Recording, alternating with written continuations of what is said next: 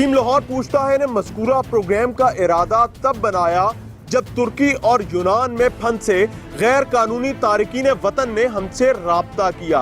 इनमें बहुत से ऐसे थे जिन्होंने अपने साथियों को अपनी आंखों के सामने कत्ल होते देखा, तो कुछ ने अपनी खवातीन को अपनी आंखों के सामने दर्जनों अफराद की मौजूदगी में खुले वीरानों पथरीले पहाड़ों पर बेआबरू होते देखा। लेकिन ना तो वो किसी से शिकायत कर सकते हैं ना ही गिला, क्योंकि वो अपने देश से गैर कानूनी तौर पर फरार हो रहे हैं। इनमें से कुछ ने ज़हनी दबाव के पेश नज़र अपनी यादाश्त खो दी और कुछ ने अपने जिस्मानी आज़ा। इन साहब की बात ही सुनिए कि इनके साथ क्या बीती। मेरा नाम इलियास है, मैं वज़ीराबाद का रहने वाला हूँ। तो मैं तुर्की में आ गया हूँ। दिलावर नाम का लड़का है, उसके वालिद का नाम है अरब में एजेंट है पाकिस्तानी। तो उसने मुझे जहाँ साथ देकर इधर में उधर बेहतरीन मेरा काम था, रंग का काम मैं करता था, बेहतरीन बच्चों का रोज़गार चल रहा था। तो उस बंदे ने जहाँ साथ देकर 1,30,000 मुझसे लिया है पैसे और तुर्की ले आया है, मुझे तुर्की की तरफ ले आया है। तो पीछे से मेरी बीवी से 10,000 रुपया उसने और भी ले लिया कि एजेंट आगे मांग रहा है। तो बड़ियाँ परेशानियाँ मैंने काटी हैं, सेफों में रह के दो ब्याह होके काटी हैं, बड़ी परेशानियाँ काटी हैं। फिर आकर तुर्की वालों ने मेरा ऑपरेशन कर दिया है और उसका बेटा भी गायब हो गया है। अभी मैं डेढ़ दो माह हो गए हैं बेरोज़गार हूँ। तो ये देखें मेरा उन्होंने कितना बड़ा ऑपरेशन कर दिया, मना करने के बावजूद भी। एजेंट जो है पाकिस्तानी, तो वो सीधे मुंह मेरे घर वालों से बात नहीं करता है। मैं किराए की दुकान है, मेरे छोटे छोटे बच्चे हैं 4। अब मैं बेरोज़गार हूँ, अब मैं किधर जाऊँ? मेरे पास तो ना पैसा है ना कुछ भी नहीं है। तुर्की में मौजूद पाकिस्तानी एजेंट के सेफ हाउस में फंसा रंगसाज इलियास अपने गुर्दे की कुर्बानी सिर्फ इस वजह से दे चुका था कि पाकिस्तान में मौजूद उसकी बीवी के पास एजेंट का पेट भरने के लिए मजीद रकम नहीं थी।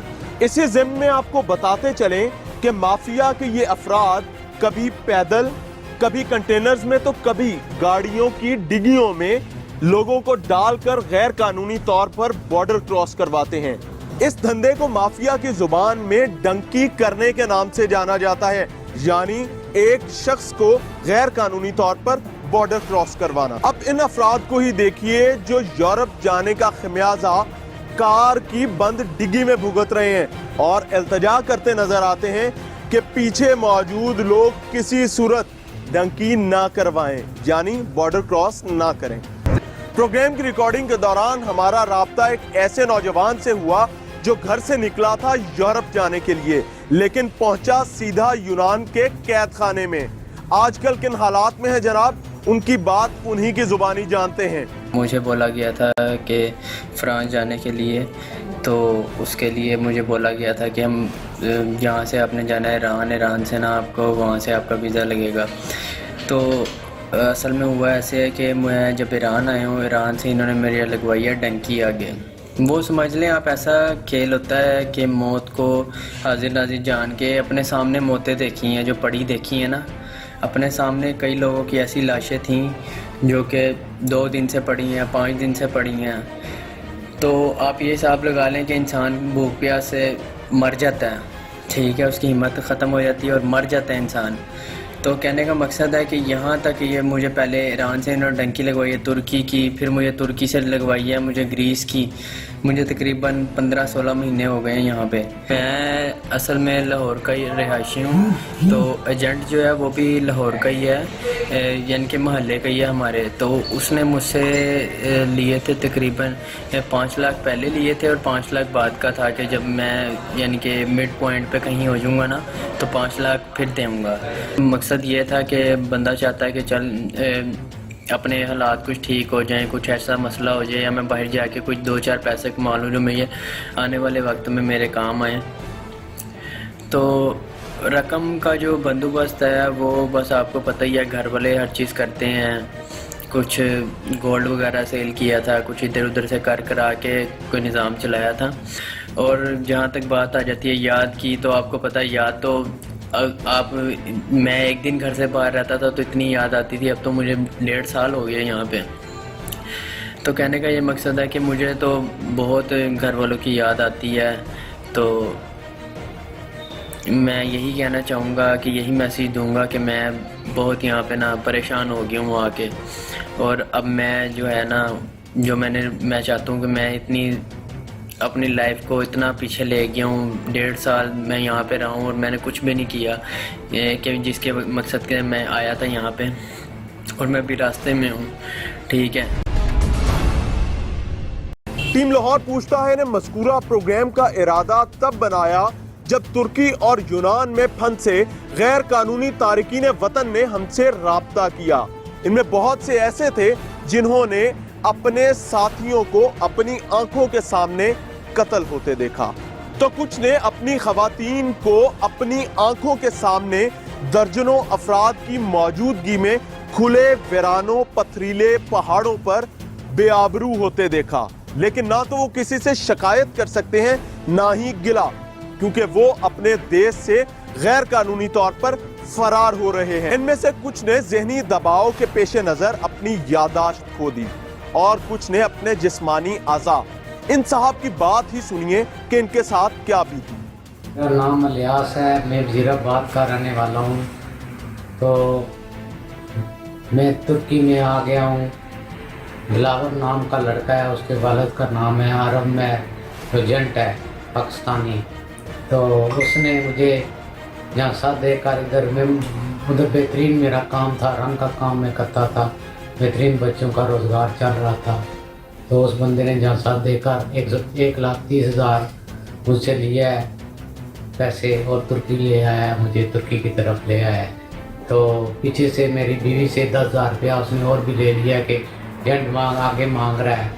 تو بڑیاں پریشانیاں میں نے کاٹی ہیں، سیفوں میں رہ کے دو بیاہ ہو کے کاٹی ہیں، بڑی پریشانیاں کاٹی ہیں. پھر آخر ترکی والوں نے میرا آپریشن کر دیا ہے اور اس کا بیٹا بھی غائب ہو گیا ہے. ابھی میں 1.5 ماہ ہو گئے ہیں بے روزگار ہوں. تو یہ دیکھیں میرا انہوں نے کتنا بڑا آپریشن کر دیا، منع کرنے کے باوجود بھی. جنٹ جو ہے پاکستانی، تو وہ سیدھے منہ میرے گھر والوں سے بات نہیں کرتا ہے. میں کرائے کے مکان ہے، میرے چھوٹے چھوٹے بچے ہیں 4. اب میں بے روزگار ہوں، اب میں کدھر جاؤں؟ میرے پاس تو نہ پیسہ ہے نہ کچھ بھی نہیں ہے. ترکی میں موجود پاکستانی ایجنٹ کے سیف ہاؤس میں پھنسا رنگساز الیاس اپنے گردے کی قربانی صرف اس وجہ سے دے چکا تھا کہ پاکستان میں موجود اس کی بیوی کے پاس ایجنٹ کا پیٹ بھرنے کے لیے مزید رقم نہیں تھی. اسی ضمن میں آپ کو بتاتے چلیں کہ مافیا کے یہ افراد کبھی پیدل، کبھی کنٹینرز میں، تو کبھی گاڑیوں کی ڈگیوں میں لوگوں کو ڈال کر غیر قانونی طور پر بارڈر کراس کرواتے ہیں. اس دھندے کو مافیا کی زبان میں ڈنکی کرنے کے نام سے جانا جاتا ہے، یعنی ایک شخص کو غیر قانونی طور پر بارڈر کراس کروانا. اب ان افراد کو ہی دیکھیے جو یورپ جانے کا خمیازہ کار کی بند ڈگی میں بھگت رہے ہیں اور التجا کرتے نظر آتے ہیں کہ پیچھے موجود لوگ کسی صورت ڈنکی نہ کروائیں، یعنی بارڈر کراس نہ کریں. پروگرام کی ریکارڈنگ کے دوران ہمارا رابطہ ایک ایسے نوجوان سے ہوا جو گھر سے نکلا تھا یورپ جانے کے لیے، لیکن پہنچا سیدھا یونان کے قید خانے میں.